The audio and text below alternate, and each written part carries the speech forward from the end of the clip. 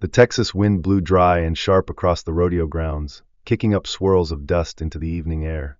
The stands were full, families in denim, old cowboys with cracked boots and weathered hands resting on worn leather belts.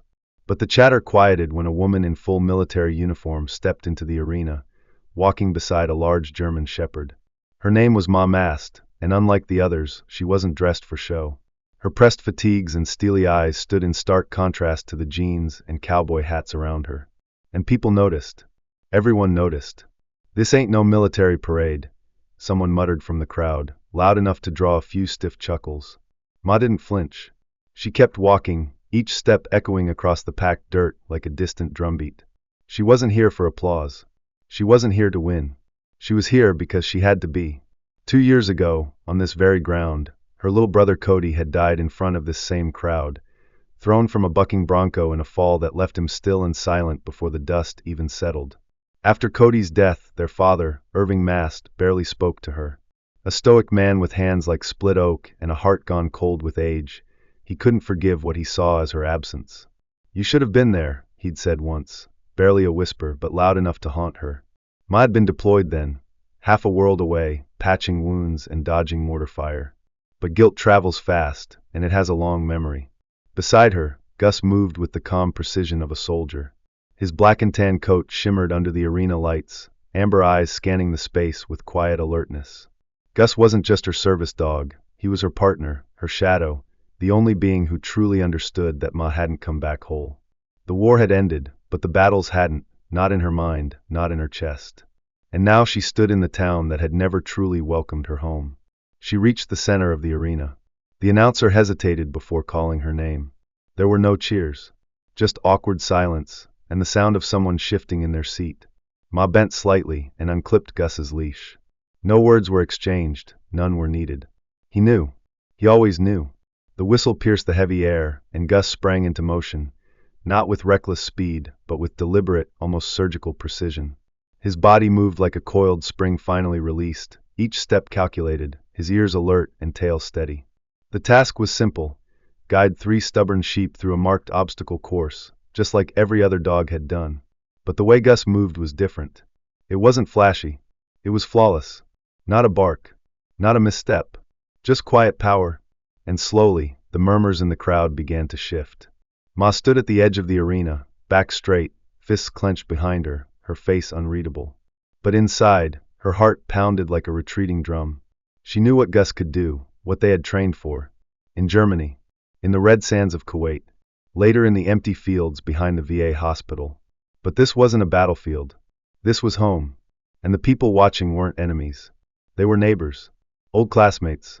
The same ones who hadn't said a word at Cody's funeral. A little girl in the front row tugged on her mother's sleeve. "Mama, is that a war dog?" The woman hesitated. "I think so, baby. But he's hurting like he's done it his whole life." That single sentence rippled outward like a drop in still water, reaching even the stiff-lipped ranchers who had crossed their arms in protest just minutes before. Gus was halfway through the course now, moving the sheep with the confidence of a creature who had seen things no dog should. But what no one in the crowd could see was what Gus was responding to: the slight twitch in Ma's shoulder, the breath she held in her throat, the ghosts she carried. Every movement she made told him what to do. It was their code, their silent language. And in the middle of this dusty Texas arena, that bond, built in war zones and sleepless nights, began to unravel something in the audience. Confusion gave way to curiosity. Curiosity to awe. As the final sheep crossed the finish line, a pause hung in the air like a held breath. Then the crowd began to clap. Hesitant at first, then louder, and louder. Ma's body didn't move, but her eyes did. They flicked toward the stands, toward a man in a flannel shirt and faded cap. Irving. He didn't clap. He didn't smile.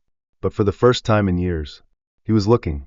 Ma felt it like a crack in old ice, just a thin hint that something had started to thaw. And then from the far side of the arena, someone shouted, "Hey, what's wrong with that man? Somebody help!" Across the arena, dust rising behind him like smoke from a fire. His instincts had kicked in, not as a herding dog, not as a performer, but as a trained service animal. A rescuer. The crowd parted instinctively as he charged toward the man who had slumped over in the front row, his body limp, face pale and slack. Gasps rippled through the stands. Panic broke out. Ma ran after him, but her legs felt heavy, as if every step pulled the weight of years behind it. Her boots pounded against the packed earth, and memories crashed like waves. Medical tents, triage lines, bloodied hands. She had seen that look before, a man fading in an instant. Her body acted before her mind caught up. "Gus, stay," she barked. But he didn't stop, because he knew something she didn't. His ears were back, nose low to the ground, tail stiff and alert. The man on the ground looked to be about 60, broad-framed with strong arms, the kind who had swung hammers all his life and never asked for help. His skin was ashen, his breathing shallow. A woman beside him was crying, shaking his shoulder. "Chuck! Chuck, baby, wake up!"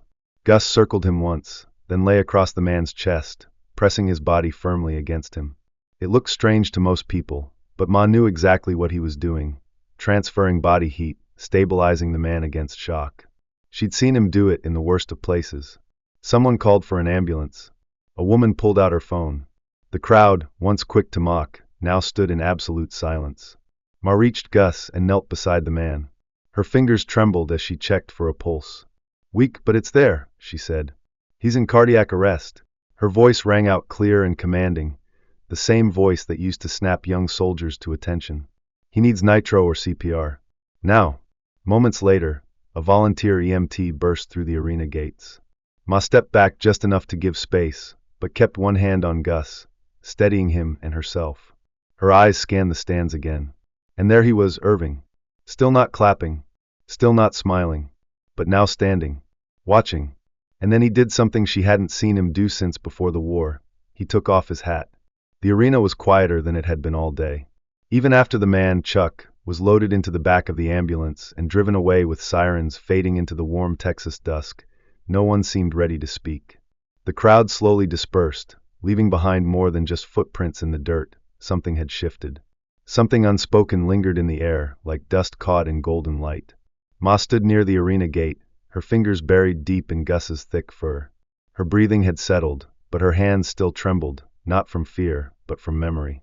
Her training had taken over when Chuck collapsed. But now that the adrenaline had drained, she felt it all again.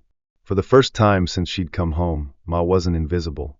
And that terrified her more than being ignored ever had. A voice behind her broke the silence. "You handled that real clean, Ma." It was Irving. He stood with his hat in his hand, his face unreadable. The last time he had spoken to her directly, it had ended with a slammed door and 3 years of silence. She didn't turn around. Gus saw it first. "He's lucky," she said dryly. It wasn't just a statement, it was a shield. She wasn't ready for warmth. Not yet. Irving shifted his weight, his boots softly grinding on the gravel. "That dog of yours, he knows how to read people." Ma looked down at Gus, who sat quietly by her side. His eyes flicked between the two of them, as if watching a wordless conversation. "He was trained for war," she said softly. "Turns out he's still fighting it." Irving nodded slowly, as if the truth in those words hit somewhere deeper than he expected. For a long moment, they stood in silence, father and daughter, each carrying grief shaped differently. Cody's name wasn't spoken, but it hovered between them like a ghost. Irving looked down, then up again, eyes red from more than just dust. "I should have been there that day," he said. Just 7 words. But they cracked something inside her that had been locked tight for years. She looked at him, for the first time in years, really looked. And though she said nothing, her silence no longer felt like distance. It felt like the beginning of a bridge. Later that evening, long after the crowd had vanished and the dust had finally settled, Ma sat on the porch of her childhood home. Gus was curled up by her boots. The old farmhouse creaked with familiar aches, and the distant sound of cicadas filled the spaces where words hadn't lived in years. Inside, Irving moved slowly through the house like a ghost drifting through his own memories. Ma hadn't been back in over 4 years. Not since the funeral. Not since everything broke. She didn't expect him to offer her a room, or even a word. So when he came back out to the porch holding a small crumpled envelope in his calloused hand, Ma tensed, waiting for a reply. The screen door clicked shut behind him. Her hands hovered over the envelope like it might burn her. The name on the front was written in Cody's messy handwriting. "To Ma, in case I screw up." Her throat tightened. It was dated 3 days before the accident. She opened it slowly, careful not to tear the fragile paper. The letter was short, filled with Cody's typical sarcasm and awful spelling. But one line stood out like a siren in the dark. You always protected me, Ma, even when I didn't want it. If anything ever happens, I need you to know, I never blamed you. Not for leaving. Not for the uniform. You saved more people than I ever could. The tears came quietly, without warning, slipping down her cheeks in silence. Gus laid his head on her knee, sensing the storm inside her. For years, she had worn her guilt like body armor, convincing herself that she had abandoned Cody, that she had chosen duty over family. But here, in a few scratched lines of ink, was the freedom she had never allowed herself to feel. The screen door opened again. Irving stood there, not crossing the threshold, but not turning away either. He was proud of you, you know, he said softly. He told everyone. Ma couldn't speak. She carefully folded the letter and pressed it to her chest like a lifeline. And for the first time in years, she didn't feel like a soldier. She felt like someone who might finally be allowed to come home. Have you ever received a message that changed everything? Even years later? Drop a comment below. What would you say to someone who never got the chance to hear your words? The next morning came with a strange stillness. The Texas sky was overcast, and the air was thick with humidity that clung to the skin. Ma sat at the kitchen table, untouched coffee cooling beside her. Across from her, Irving held a newspaper, but his eyes didn't seem to move across the page. It had been years since they had shared a room without yelling or silence acting as a wall. Gus lay stretched out under the table, tail softly thumping every few minutes, as if reminding them both that he was still there, watching, waiting. There's another event today, Irving said without looking up. Word's gotten around about what happened yesterday. Folks want to see the dog again, if you and Gus would come back. Ma let the words hang. For most of her life, she had moved toward danger, not attention. She didn't know what to do with admiration. I didn't do anything special, she said finally. Gus did. Irving folded the paper. Well, you raised him. That counts for something. She looked out the window. The memory of the crowd's applause still flickered in the back of her mind like an echo. She wasn't sure she could trust it. The arena was only a few miles away, but it felt like a world she had only visited in dreams. She thought about Cody, how he had ridden proud and fallen hard, how he had believed in people more than they deserved. Maybe that was the part of him she had never let herself carry. You think they'd clap if they knew I still wake up shaking? She asked quietly. Irving met her eyes. Maybe they'd clap harder.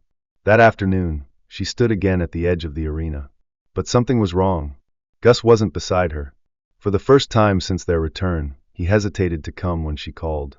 He stood near the truck, stiff, ears pinned back, not defiant, but wary. Ma's heart picked up speed. Gus, she called again more firmly. Nothing. Her instincts screamed, something's wrong. She rushed over and dropped to her knees. Gus was panting harder than usual, his body trembling slightly, not from heat or fear, but pain. They didn't wait. She and Irving drove him straight to the local vet. The lights were too bright, the smell too sterile. As the vet took Gus to the back room, Ma gripped the edge of the bench, so hard her knuckles turned white. Irving sat beside her, his hand hovering unsure. Then gently, he placed it on her shoulder. When the vet returned, the look on her face said everything. The fluorescent lights buzzed softly overhead as Ma sat frozen in the sterile white of the veterinary waiting room. The smell of antiseptic and fear hung in the air. She had sat in places like this before, military hospitals, desert tents, emergency rooms lit by diesel generators. But this was worse.